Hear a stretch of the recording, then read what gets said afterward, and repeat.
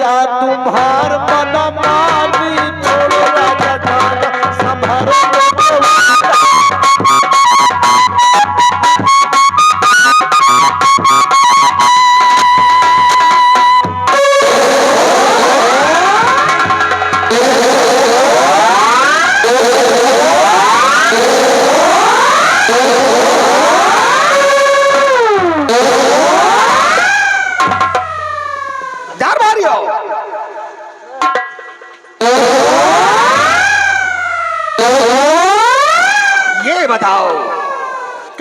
राजन कि हमारा घोड़ा तैयार हुआ या नहीं? राजन, हमने आपके घोड़े को काला घोड़ा तैयार कर चुके हैं। शाबाश मंत्री बलवंत सिंह, ये बताओ तुम्हारा घोड़ा तैयार हो गया है? राजन, दरबार के कर्मचारियों से कहा ये सारे घोड़े तैयार कर रखे हैं, आखेट करने की देरी है, बस आप चले, आप ही का इंतजार हो रहा था। तो आओ मंत्री बलवंत सिंह, आज हम शिकार करने के लिए बियाबान जंगल चलेंगे।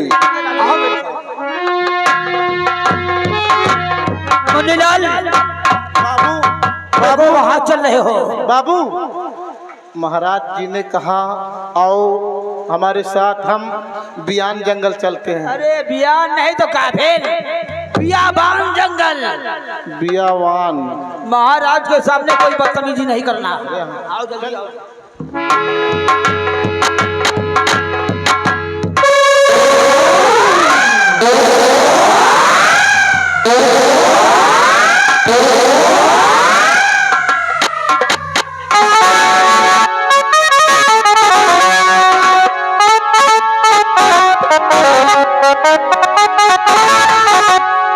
कहाँ का तैयारी बना रहे हो?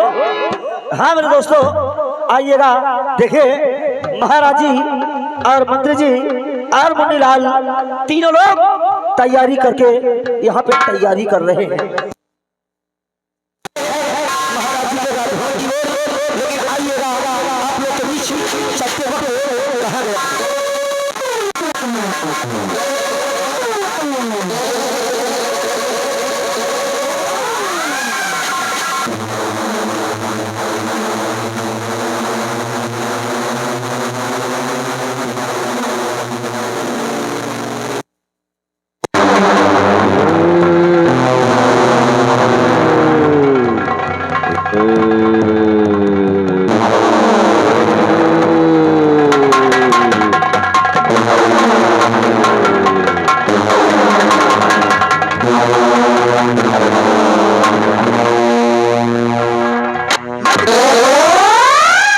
तुम लोगों ने कुछ देखा?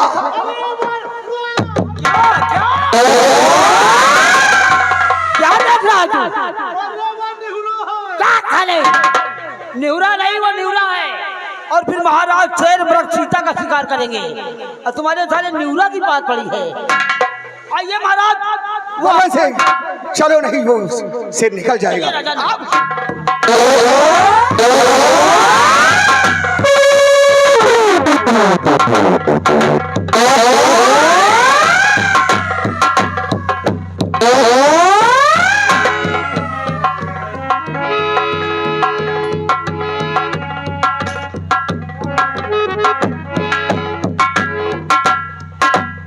ये जंगल अब हम चल रहे हैं बैठकर भगवान का भजन करने, और फिर आगे देखा जाएगा।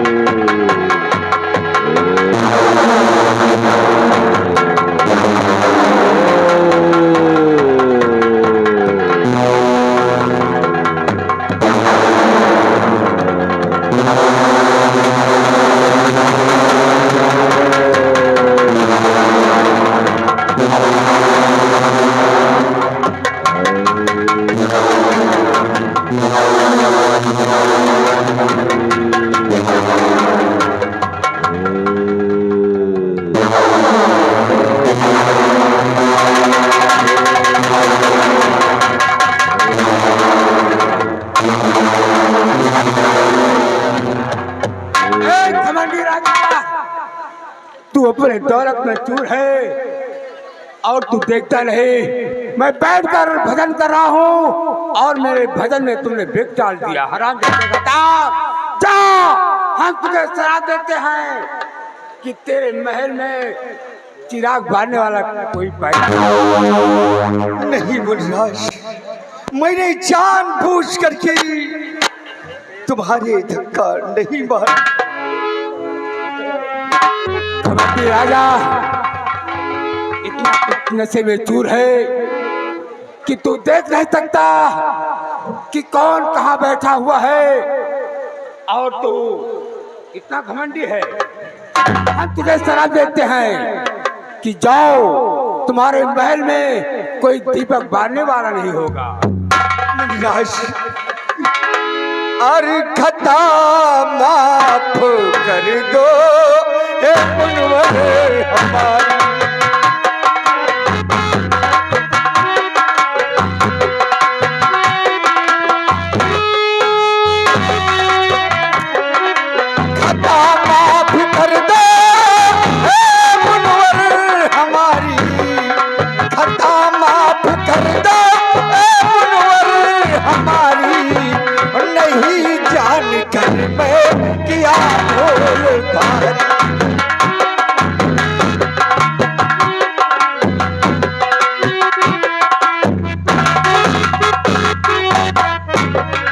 नहीं जान कर मैं किया भूल भारी, नहीं जान कर मैं किया भूल भारी। खता माफ कर दो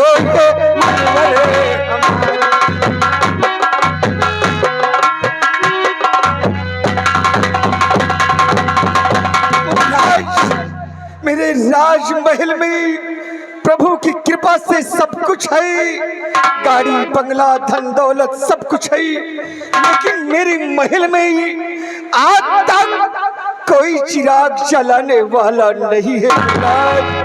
और मुराद इतना बड़ा शराब मुझे मत। राजन, तुम जानते हो कि बंदूक से निकली हुई गोली और जुबान से निकला हुआ वचन ये वापस नहीं हो सकता। मुराद, इसका कोई उपाय तो होगा, इसका कोई उपाय तो होगा मुराद। ठीक है, अगर तुम गलती क्षमा मांगते हो तो हम तुम्हें उपाय बताते हैं। ये माला लेकर जाओ और अपनी बड़ी रानी को पहना देना, उसके बच्चा पैदा होगा। जब हीरा मोती का मिलन होगा तो तुम्हारे राज में चिराग बनने वाला होगा।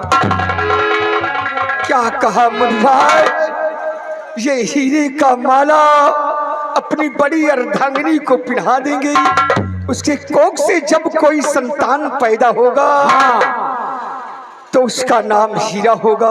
हीरा होगा और उसके साथ में जब मोती आएगी हीरा मोती का मिलन होगा, जब तुम्हारे महल में चिराग बनने वाला होगा।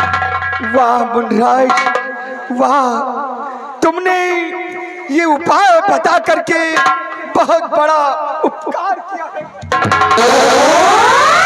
राजन, देखो वो कौन आ रहा है।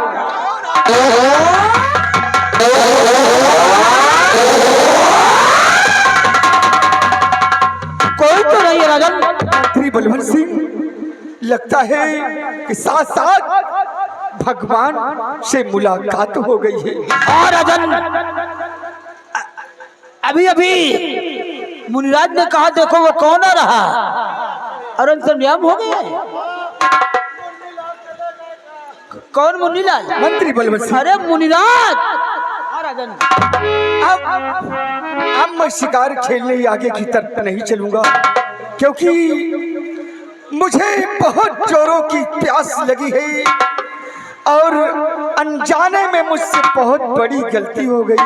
हाँ, अगर मुर्राज से इतना ना गिड़गिड़ाता तो ये हीरे की माला नहीं देते, नहीं वापस नहीं होता। आओ राज दरबार चलते हैं। आओ मुनिलाल। आओ कौन लंबा जा? आओ चलते हैं। अब राजा नाथ के बाद कभी शिकार खेलने नहीं जाएंगे, क्योंकि आज मुनिराज ने ऐसा श्राप दे दिया, हाँ और श्राप देते ही महाराज के दिल में यही उठा है कि आज के बाद कोई शिकार मैं नहीं करूंगा। आओ चलते हैं। चलो अब हम भी चल रहे हैं, देखो आगे क्या होता है क्या नहीं। और कहना क्या मास्टर, और जोड़े के कि भैया जोड़े के वर मिला, नवनिया के जोड़े के वर मिला।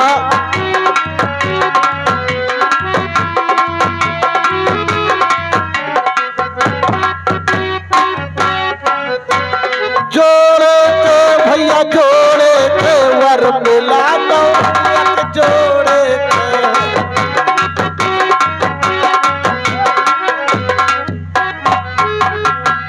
और नवनिया की आँखी कुइरी कुइरी, और नौआ के मुंह जैसे घोड़े के वर मिला, नवनिया के जोड़े के।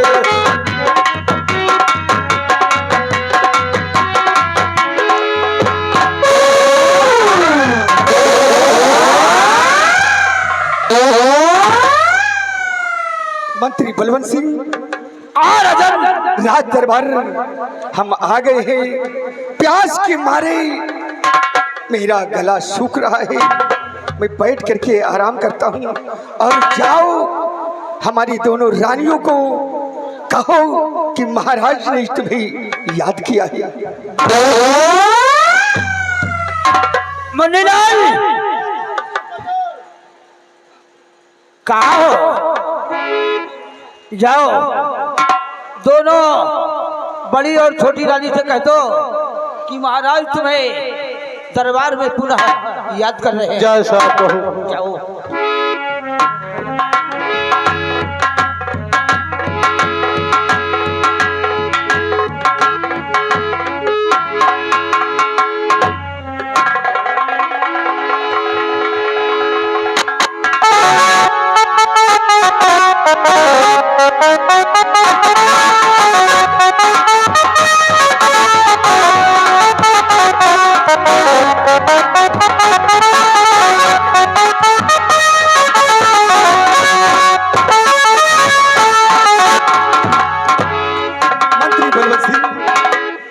जाओ आराम करो, हम कुछ जरूरी बातें हम सब करेंगे।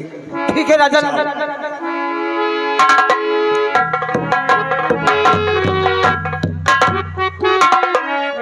और महाराज के शरण में नमो सत सतना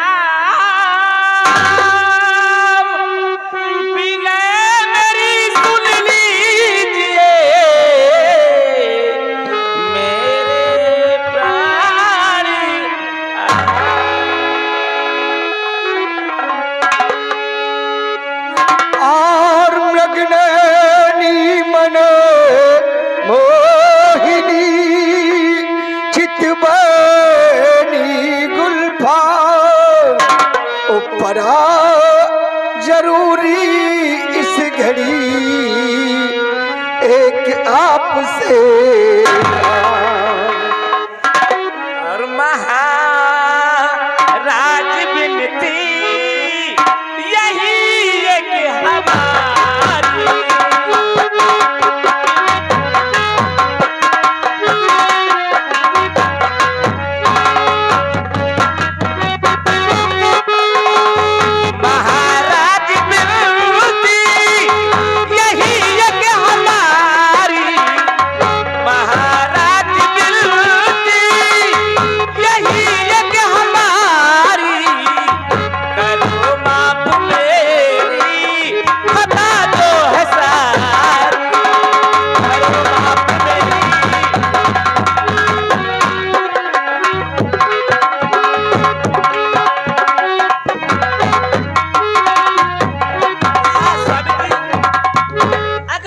कोई गलती हो गई हो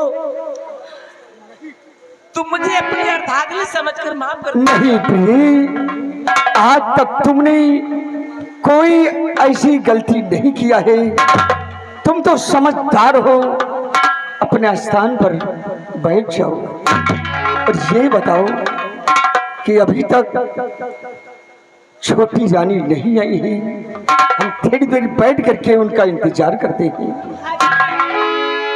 चलो इंतजार करते हैं।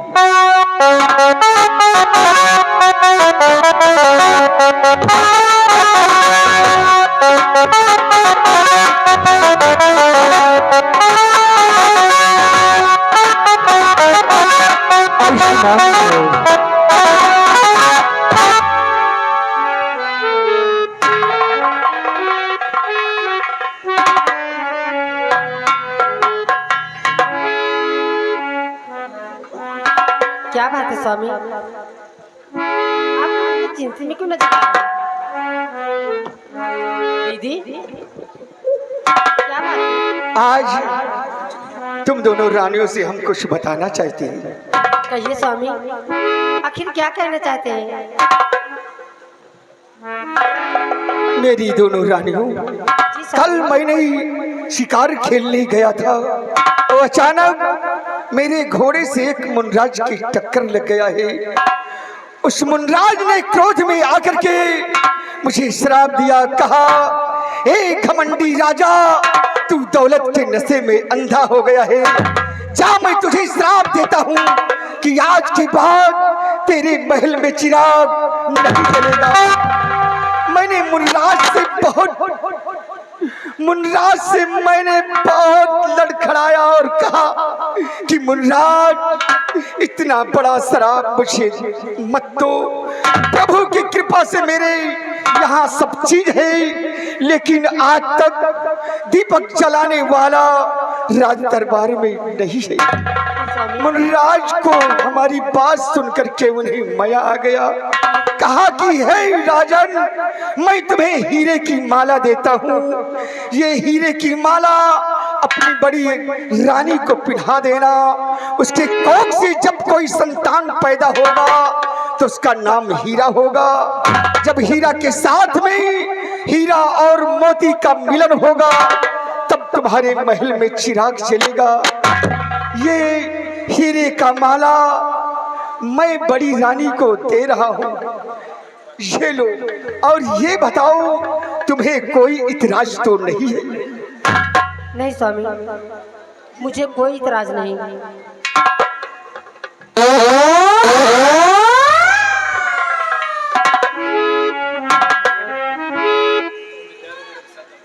और स्वामी, कहो। मैं आई थी आपके पास और आपकी सारी बात सुनने के बाद पता नहीं क्यों मेरे सर में बहुत दर्द हो रहा है। क्या कहा? क्या कहा प्रिय? तुम्हारे सर में दर्द हो रहा है। जाओ अपने आराम कक्ष में बैठ करके आराम करना। जाओ।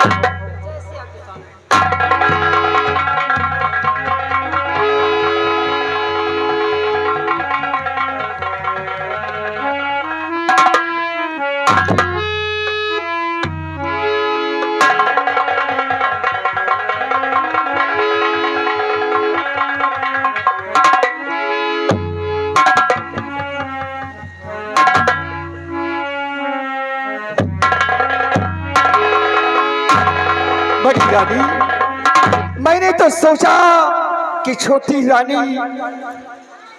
इस बात से सहमत नहीं है, लेकिन मुझे पूर्ण विश्वास है कि छोटी रानी को कोई मलार नहीं है। नहीं स्वामी जी, मलार तो छोटी महारानी को कुछ भी नहीं है, लेकिन ये माला आज जब मैं 21 साल से इस राजमहलों में आई हूँ, हाँ, 21 साल से मैं तुम्हारे साथ एक बिस्तर पर सो करके 21 साल मैंने बिता दिया है। अभी तक मेरे कोख से एक संतान जन्म नहीं लिया, तो क्या इस माले पहनने से मेरे संतान जन्म लिया? भगवान पर भरोसा रखो, राम की लीला रामे जाने। अगर प्रभु चाहेंगे तो तुम्हारी कोख से कोई न कोई संतान जरूर होगा, क्योंकि ये मुनराज का दिया हुआ हीरे का माला है। चलो अपने आराम कक्ष में बैठ करके तुम भी आराम करो और मैं भी आराम करूंगा। आओ मेरे साथ।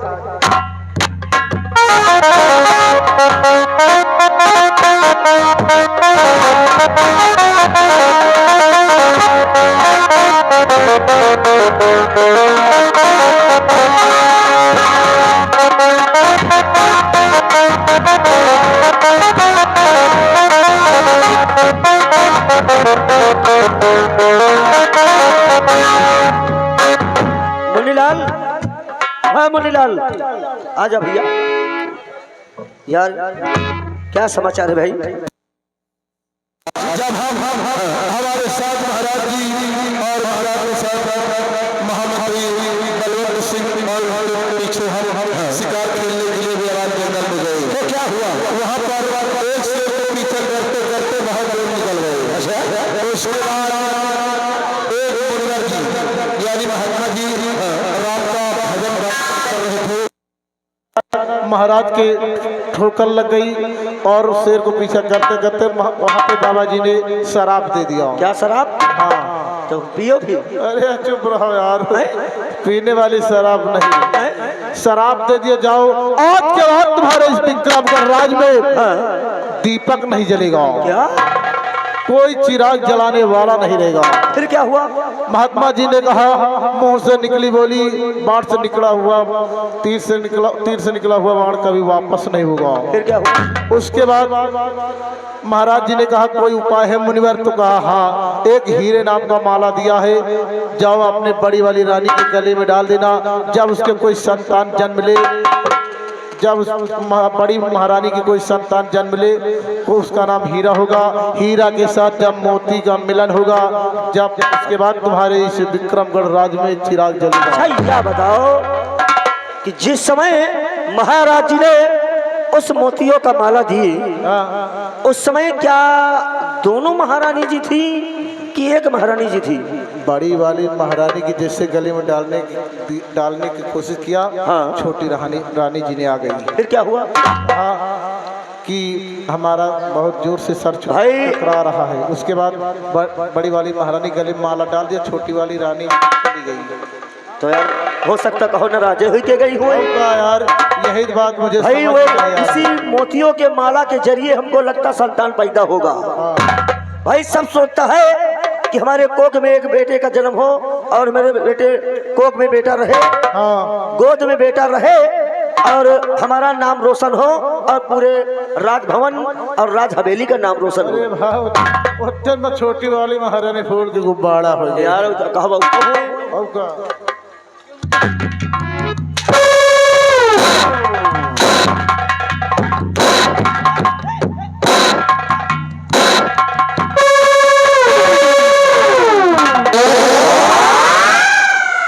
महारानी जी, आखिर हम लोगों से क्या गुस्ताखी हो गई जो आप आते ही मारना चालू कर दी?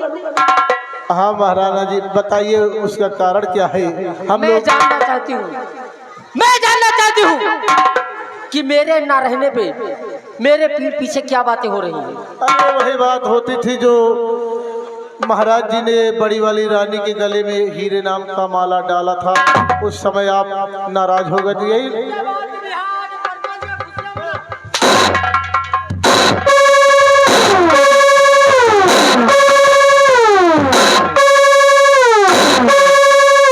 महारानी जी, आप किस तरह मारती तई को जान ही नहीं पर।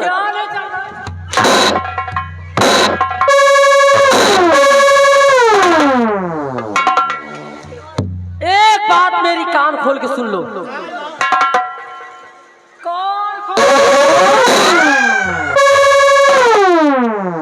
जो बात कहूंगी सिर्फ एक बात कहूंगी, और नहीं तो कसम हमारी झूलनी की शमशान घाट बना दूंगी यहाँ पे।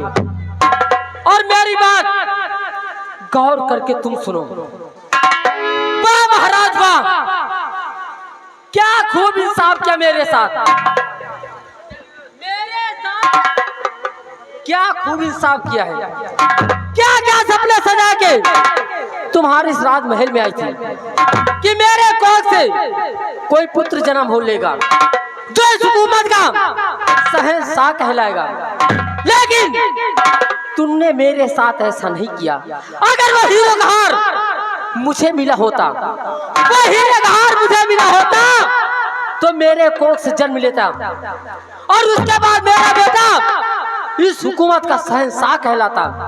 लेकिन महाराज तुम्हारा ये फैसला मुझे मंजूर नहीं है, मुझे मंजूर नहीं है। हीरेधार मुझे दिया होता तो बच्चों की लाइन लगा।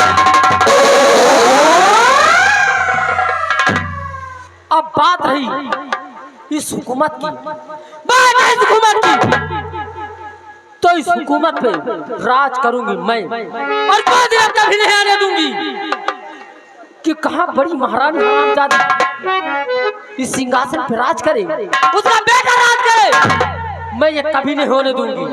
और सुनो मेरी बात कान खोल कर,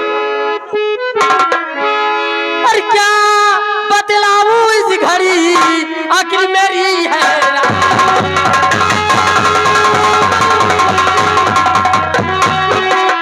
और क्या बतलाऊं इस घड़ी आखिर मेरी है।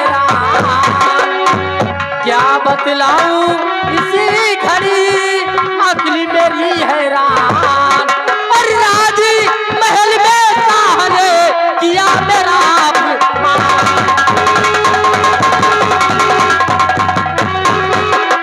किया मेरा अपमान, नहीं कुछ भी मेरी कदर है। उस राजमहल में इतना मेरा अपमान हुआ है कि इतनी भी कदर नहीं रह गई। मेरा अभिमान नहीं कुछ भी मेरी कदर है। और जाली बिछाऊं अब मैं अपना कर दूं इधर उधर।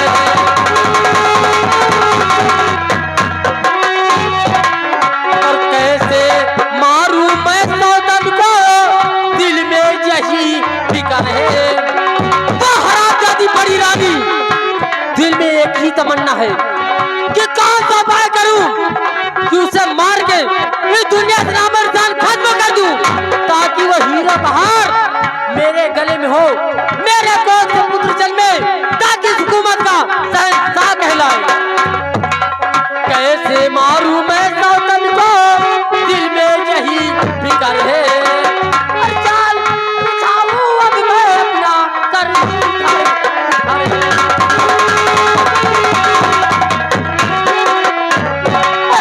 मंत्री को बुलाऊं,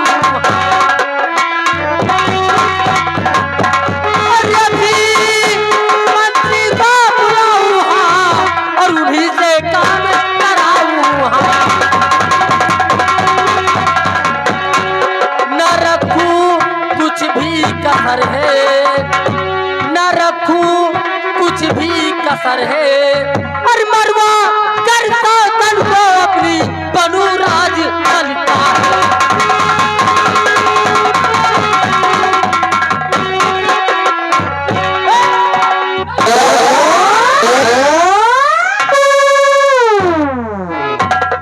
चुन्नी लाल और मुन्नी लाल, मेरी बात गौर से सुनो।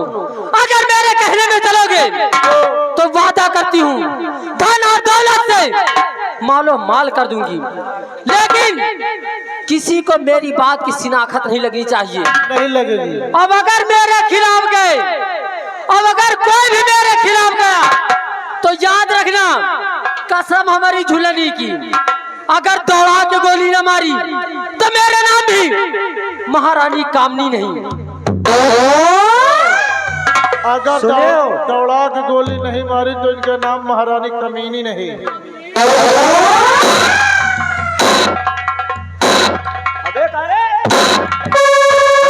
महारानी जी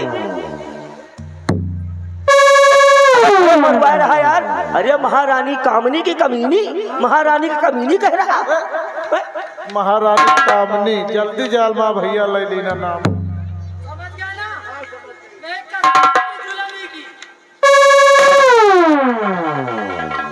इसी वक्त जाओ चुन्नीलाल और मंत्री जी के पास जाकर उनसे कह दीजिए कि महारानी कामनी बड़ी बेसब्री से अपने स्पेशल रूम में तुम्हारा इंतजार कर रही है।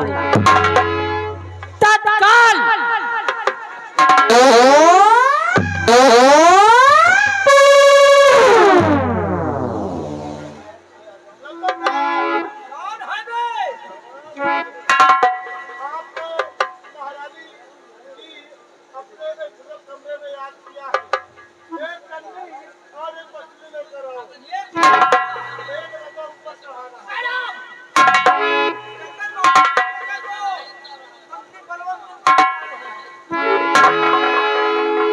महारानी जी, मंत्री बलवंत सिंह इस वक्त शीघ्र आपके कमरे में।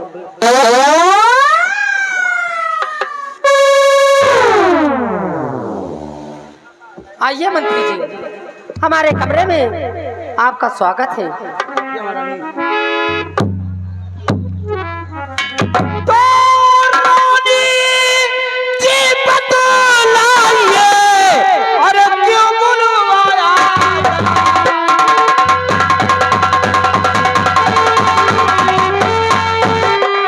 रानी जी बतलाइए, अरे क्यों बुलवाया यार? रानी जी बतलाइए, अरे क्यों बुलवाया यार? अरे समझो मेरे आता नहीं, और चेहरा क्यों था?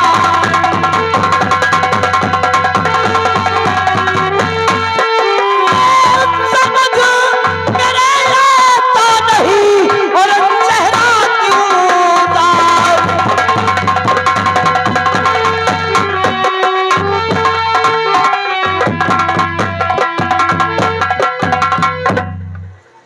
जानना चाहते हैं हाँ कि आपको मैं किस लिए याद की हूँ? हाँ, मुझे मालूम तो हो किस लिए याद किया है। तो सुनिए, मैंने आपको किस लिए याद किया है। और अगर मंत्री जी साथी दे दो हमारा, अगर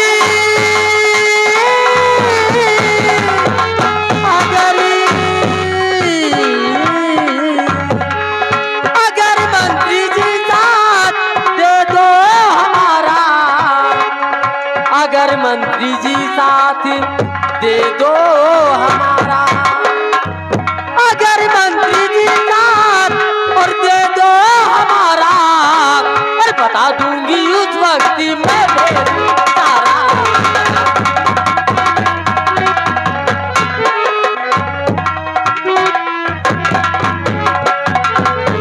यानी हमारी जरूरत आपको पड़ गई है। हाँ, तो जरूर राज जी और कहना तुम्हारा, करूँ राज जी आज कहना तुम्हारा।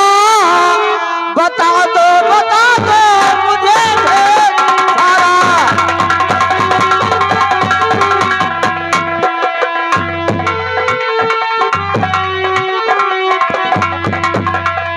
रानी जी, कहने से व्यस्तता पड़ गई जो हमें याद किया है।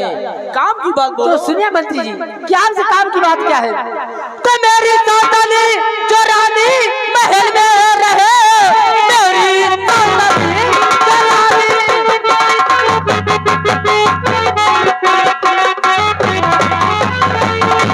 मेरी सावधानी जो रानी महल में रहे, नौकरानी रहूं उसकी सारी उम्र, राजी रानी जो मंत्री और बनावे मुझे बन के रानी तुम्हारी रहूं ता उम्र।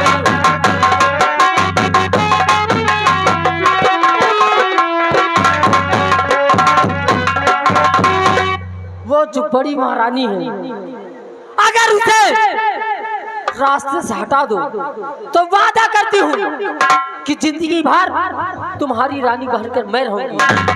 तो रानी जी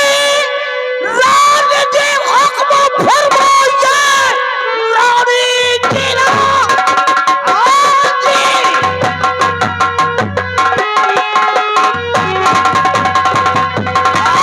हुक्म फरमाइए।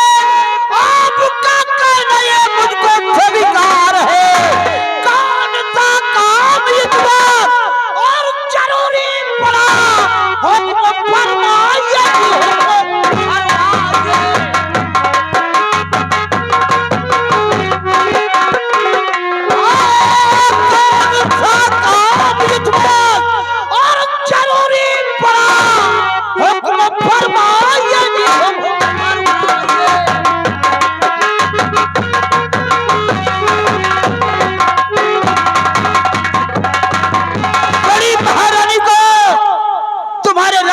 हटाना होगा।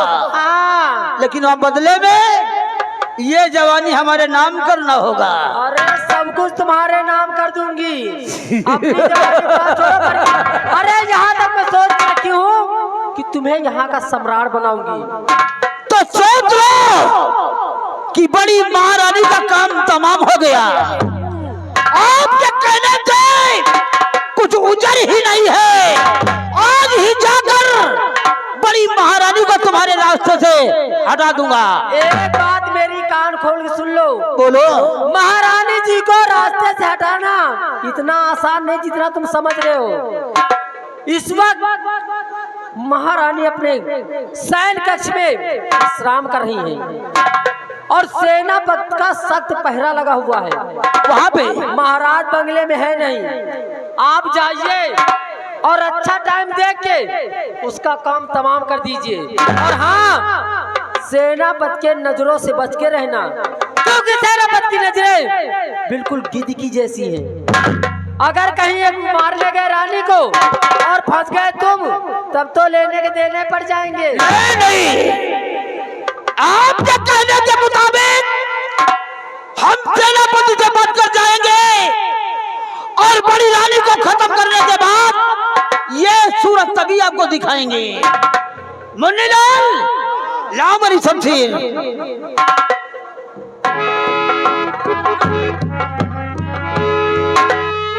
लेकिन आपने जो कॉल किया है उसे भूल नहीं जाना। महारानी कामनी मार सकती है लेकिन अपना वादा कभी नहीं तोड़ सकती। आप पर मुझे पूरा विश्वास है, इसीलिए तो मैं अपने कदम को बढ़ा रहा हूँ। हमें यह भी विश्वास है कि काम करने के बाद मुझे यहाँ का सम्राट जरूर बनाएंगे। अरे जब यहाँ सम्राट आप बनोगे, महारानी मैं बनूंगी, मंत्री इसको बना दूंगी। तुम बनोगे तो फिर चले। अरे जवानी की रेल कहीं छूट न जाए, जवानी की रेल कहीं छूट न जाए।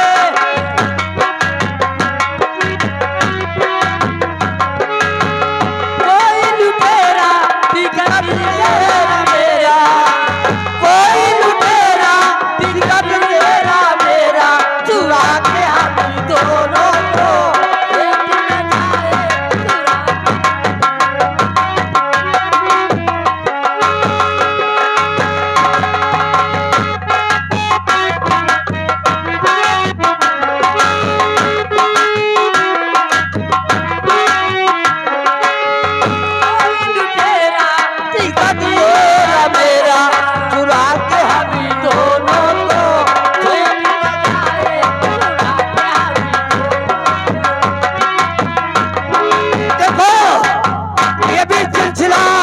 चोरी चुपके का है।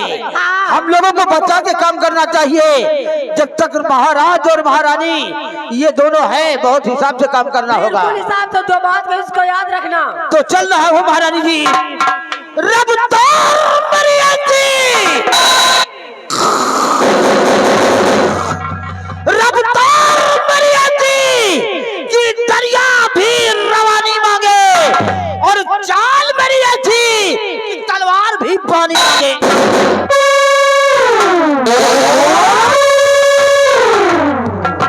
अरे बात याद रखना मेरी, अगर मेरे खिलाफ कोई गया तो कसम हमारी झुलनी की, अगर दौड़ा के गोली ना मारी तो मेरा नाम भी राजकुमारी कामनी नहीं।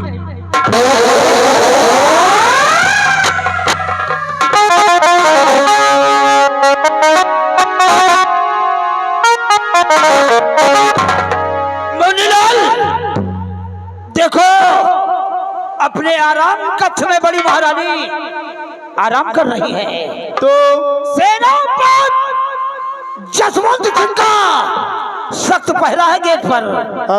हम लोग किसी दूसरे गेट से चलेंगे वहां, और वहां इतने आहिस्ता चलना कि पांव के भी आवाज नहीं निकलना चाहिए।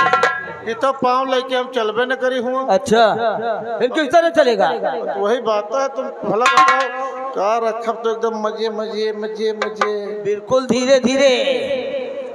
और वहां जब हम पहुंच जाएंगे, हाँ। जब महारानी को मारने का टाइम आएगा तो कुछ बोलना नहीं वहाँ। अरे हमका कौन जरूरत है बोले के?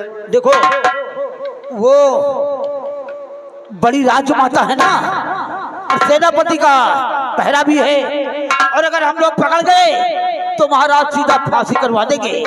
या बताओ, महारानी जी के जवानी आ गई, नहरिया के पानी आ। क्यों, क्या हुआ तुमको? अरे पूछो ना, जब छोटी बड़ी वाली महारानी को तुम मार दोगे, तुम यहाँ के सम्राट बन जाओगे। हाँ, और हमको मंत्री बन जाएंगे, और ये महारानी ही रहेगी। वो तो रहेगी। मान लियो जैसे हम जिस तरह आप करते हो, आपके साथ हम नौकरी करते हैं। हाँ हाँ, मान लियो हमारा दिमाग घूमगा तो एक दिन महाराज का पेल पाल के यहाँ के सम्राट हम बनेंगे, महारानी हमारी हो जाएगी, तो उसके बाद मंत्री वाला डिपार्ट ही खत्म कर बहुत मारेंगे सर तुमको। यानी हमारे महाराज बनने के बाद तुम मुझे मार दोगे, फिर मंत्री का काम बेकार कर दोगे, कोई मंत्री ना बने। सोचना भी नहीं, वरना तुम्हारा ही काम तमाम कर देंगे हम। मुन्नीलाल, जय रघुनंदन, जय घनश्याम। मिली तो मिली नहीं, जय सिया। इंतजाम थोड़ी है। जय रघुनंदन, जय घनश्याम। मरी तो मरी नहीं, जय सिया राम।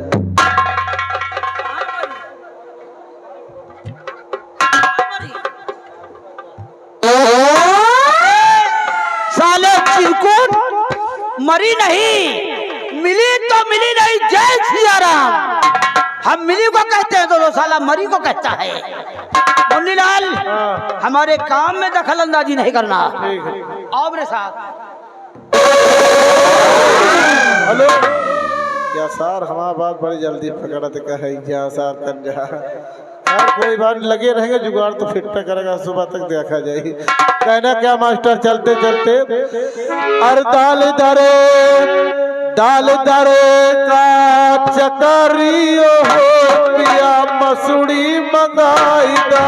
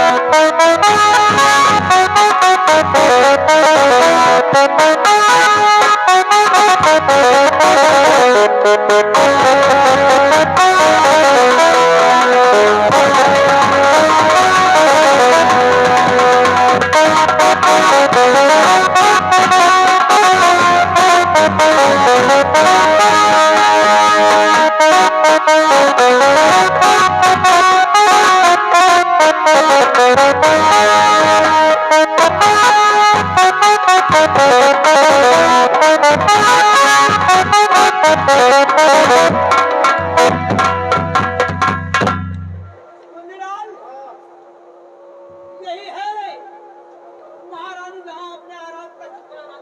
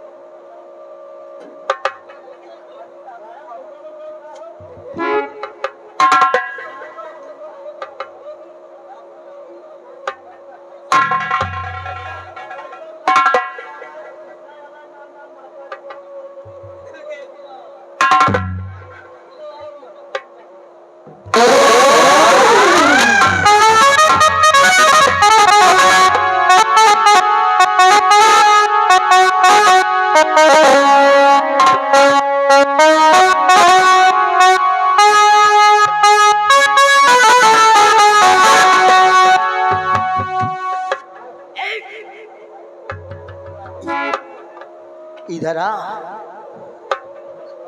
कहाँ जा रहा है? अरे इधर आ बे। आराम से बोल, कोई सुन लेगा तो। बिल्कुल आराम से बोलो। देखो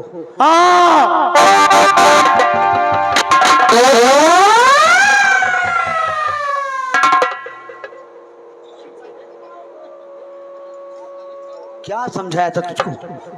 अगर कोई किसी को मालूम हो गया तो सुबह दोनों की फांसी होगी दरबार में। आराम से बोलो।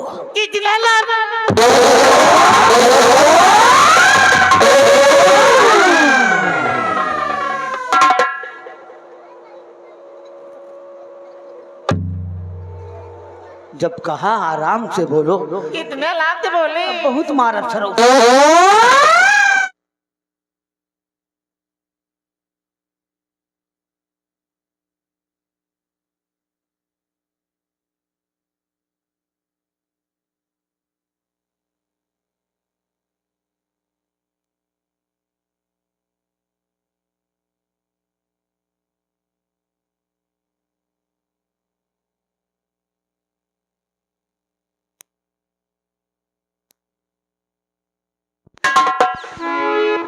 मुन्नीलाल, हाँ देखो तुम यही खड़े हो जाओ और तुम 3 तक गिनती गिनो।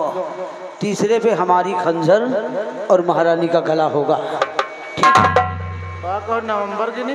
नवंबर नहीं साले, वो तो दिसंबर गिनोगे। नंबर नंबर, चाहे अंग्रेजी में बोल चाहे हिंदी में बोल, नंबर 3 चाहिए। 3 3।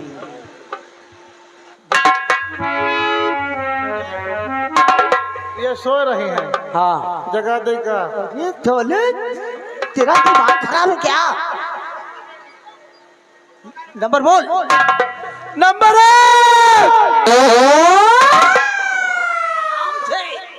और छोड़ा। और नंबर 2।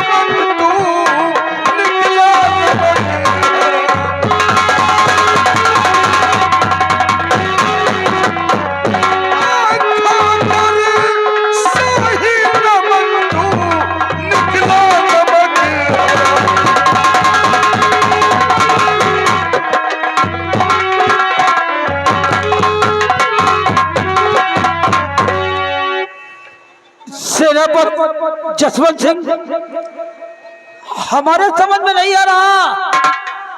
हम तो विक्रमगढ़ राज की तरफ गए थे, ये अचानक यहाँ कैसे आ गए?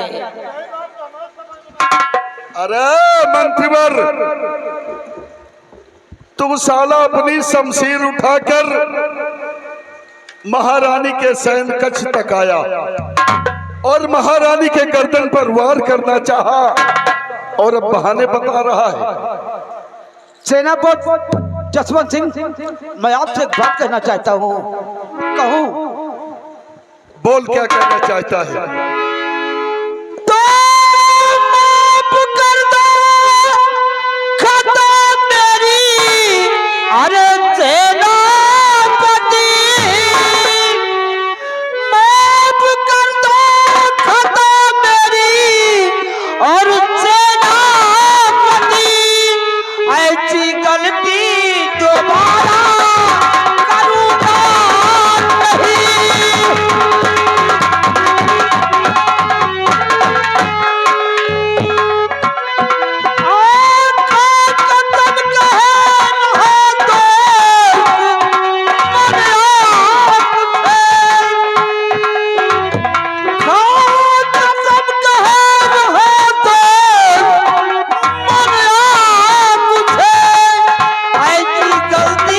दोबारा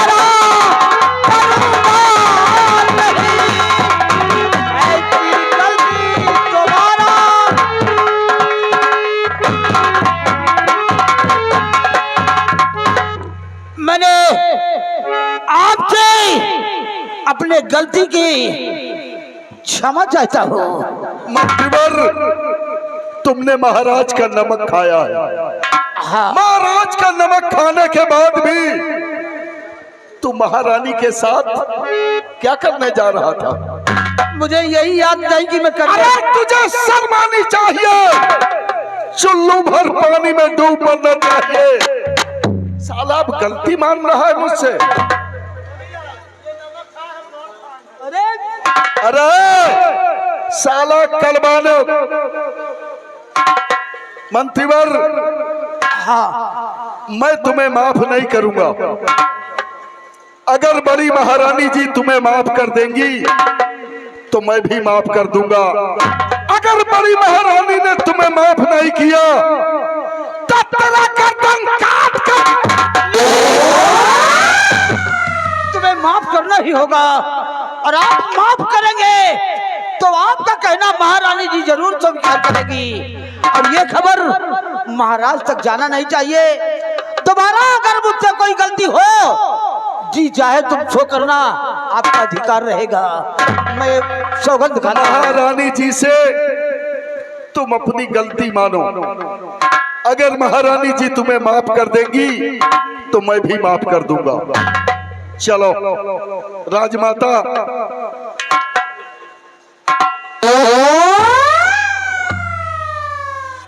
राजमाता,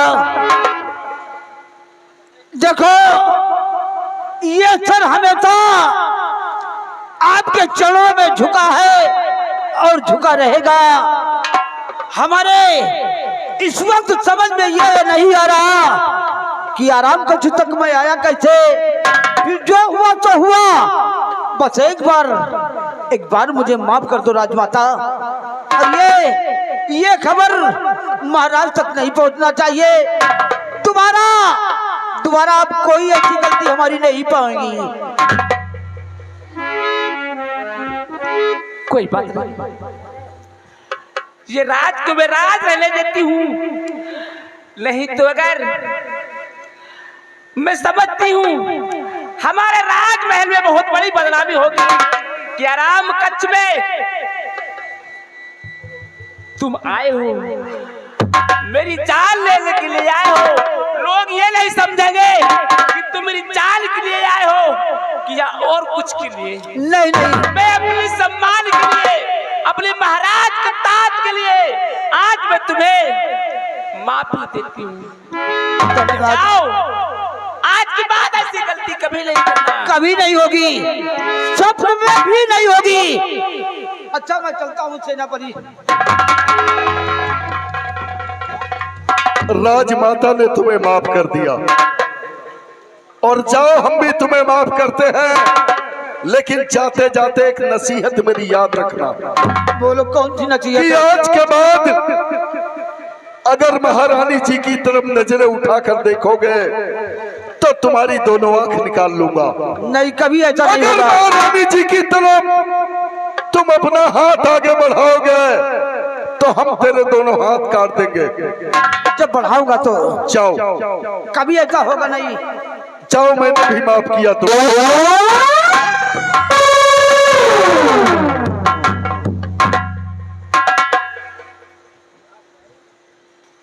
महारानी जी, मंत्री जी आए और मंत्री जी ने कहा, इसको रोक लो सब। मंत्री जी ने कहा कि ना मालूम कैसे हम यहाँ तक कैसे आए, लेकिन रास्ता बताने वाला हमको लगता यही है। रास्ता अगर बताता नहीं है तो मंत्री जी यहाँ तक आते नहीं। हमारे आराम कक्ष का रास्ता कोई भी नहीं जानता, यही जानता है। यही रास्ता बताया होगा। अरे उस दिन दबाव में फांसी तक लटका देती, लेकिन हमारे पेट में जो बच्चा पल रहा है, जी माता, राज दरबार में बेइज्जती होगी जी, इसीलिए मैं इसकी पहली गलती को माफ कर दिया।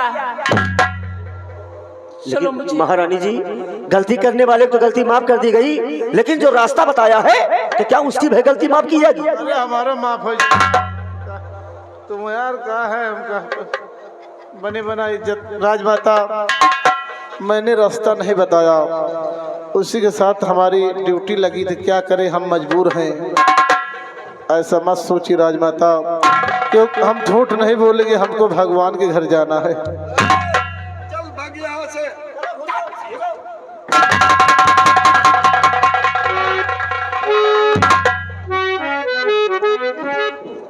राजमाता जी,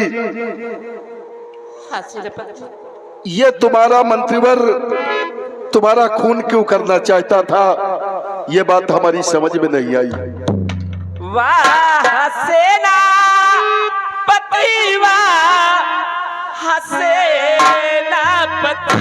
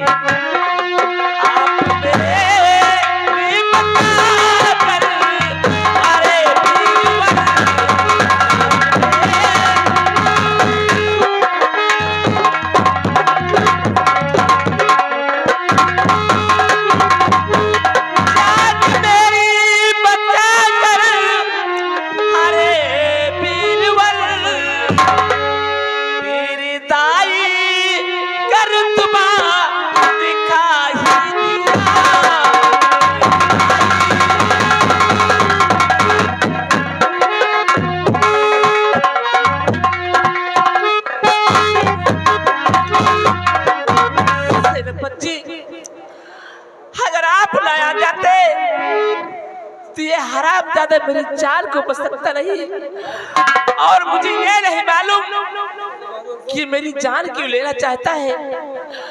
महारानी जी, जो भी हुआ वो उसे भूल जाओ, और मैं आपसे वादा करता हूं कि जहां आपका पसीना गिरेगा ये सेनापति वहां अपना खून बहा देगा, लेकिन तुम पर कभी आंच नहीं आने देगा। राजमाता जी, आप चिंता मत करना, जब तक ये सेनापति तुम्हारे राज दरबार में जिंदा है तब तक तुम्हारे ऊपर कोई आंच नहीं आने देगा। मुझे बहुत विश्वास है। आइए अब हम सीमा सरहद के लिए रवाना हो रहे हैं। चलिए सेनापति, आज न जाने क्या बात है, मेरी तबीयत खराब होती जा रही है। हमारे पेट में जो बच्चा पल रहा है, मुझे यही लग रहा है कि दिल मेरी तबीयत खराब होती जा रही है। चलो मुझे आइए राजमाता।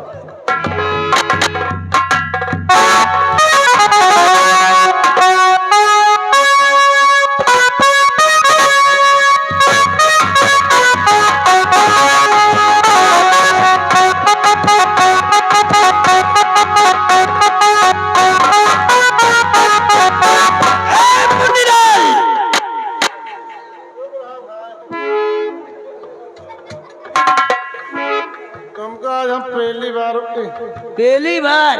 अबे पहली बार क्या करे, माँ बोलती बंद हो गई। क्या हुआ? ऐसे जगह हमका फंसा दियो ना। जब मैं तुमसे कह रहा था कि आराम से बोलो, गिनती आराम से गिनो, तो साला जैसे पहरा दे रहा हो। आप तो चले गए, जो चिलांडू था साला, और साला खाल खाल में बाहर निकाले पड़ा, हमको लागत मिलवाई है गा सार हमका। कहो राजमाता हमका माफ कर दे, नहीं हम मऊते रहे हुआ।